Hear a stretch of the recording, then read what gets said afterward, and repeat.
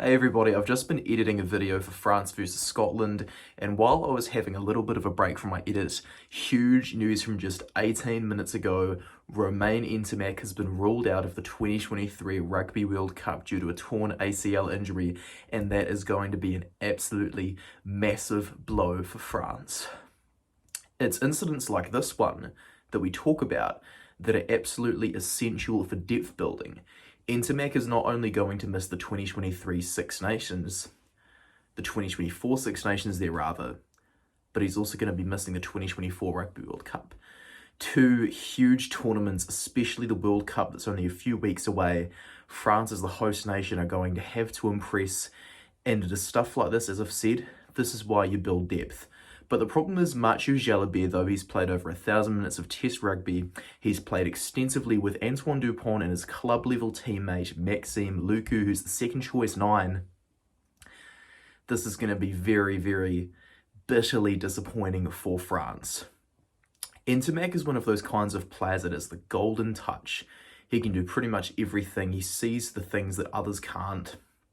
He is an excellent game manager, and most importantly, it's that Toulouse axis of Julien Marchand at 2, Antoine Dupont at 9, Thomas Ramos and Melvin Jaminet at 15, all centred out by Romain Ntamack, the calm, decision-making 24-year-old who was playing like a 29-year-old that is so unbelievably talented.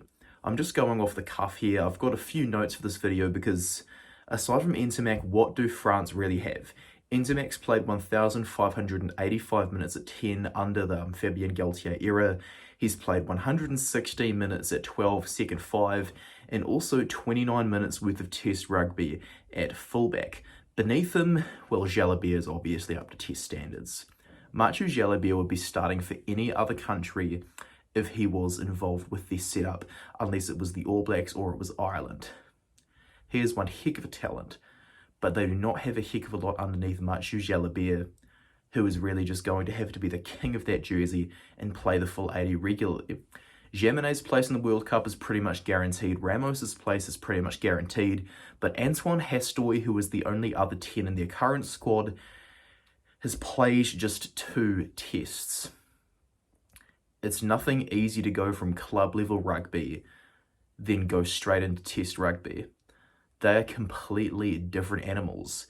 Hastoy suddenly has to get a lot of preparation at the last minute and get it all done straight. Mathieu Jalibert needs to be wrapped in cotton wool. I know, guys, injury risks, things like that, it's a thing that happens, but you know, they have to protect this guy at all costs. With their first choice guy down, there's no really other person that's proven at Test rugby in the 10 jersey aside from their second choice, Mathieu Jalibert, who is going to be starting. Louis Carbonell has played over 200 minutes of Test rugby under Galthié, but Carbonell isn't currently in the squad. He's talented, he deserves to be there, but he's not currently in the squad. After that, Anthony Boutier and Thomas Ramos, both fullbacks, they are the only other guys that have played minutes at 10. Melvin Jaminet can do the job, he can do that, but he hasn't really been getting a lot of starts in Test rugby as of late. Ramos has absolutely been on fire from 15, and with Ramos able to do that job as the 10-15 cover, they've just been going exclusively pretty much for Jalibert off the bench. What the heck are France going to do? They always used to say which French team is going to turn up. And there are a few people who were saying, you know, every World Cup winning side has their adversity. The All Blacks lost Dan Carter in 2011. Israel Dag got dropped in 2015 and we still won. South Africa, Jake White's fate had already been confirmed in 2007. They were not going to re-sign him as the head coach, yet they went on to win the World Cup. Alistair Coetzee was South Africa's head coach for 2 years, and his successor, Rassie Erasmus, was taking over a team in an absolute mess. Coetzee's win percentage was about 44%, I think, if I recall it correctly. And Erasmus is like, right, we're going to target 2023 there, guys. And to target 2023, we're going to get a heap of players, just repeatedly select them. They ended up winning in 2019 because they looked at this blueprint that Wales gave them to beat England. They absolutely exposed England big time. They got some great tries at the end. They had a set-piece dominated game and they fairly won the 2019 Rugby World Cup. after coming from absolute rock bottom. So things do happen. World Cup winning sides do go through their fair share of adversity. The 2003 England side, they had to actually win that World Cup in extra time thanks to Johnny Wilkinson's drop goal. He was the king of the drop goal, everyone knew he was going for it, so he had to really nail that kick and make sure he didn't look like an idiot to finish off the match.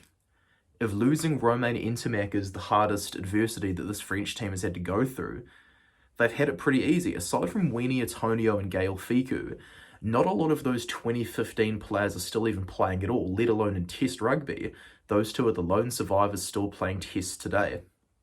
But if they can get to 2019 and recover so brilliantly, I think it should be okay for France if they manage to get Hastoy the consistent minutes going and going and going. With Ntamack gone, they need to wrap Jalabert in cotton wool. I'm going to say that again. Because he is going to be the key to their success in combination with Antoine Dupont, who luckily he has become familiar with over the years. Just a wee quick little update here, guys. I'm going to get back to editing my review of France versus Scotland and discuss the talking points about them beating South Africa and the All Blacks respectively. Have had a bit more of a chill day today, so make sure to subscribe and like this video if you enjoyed it, and keep your eye out for that one that's coming out tomorrow potentially, if I can get it done on time. Thank you so much, guys, and I'll see you in the next one. Cheers from Max.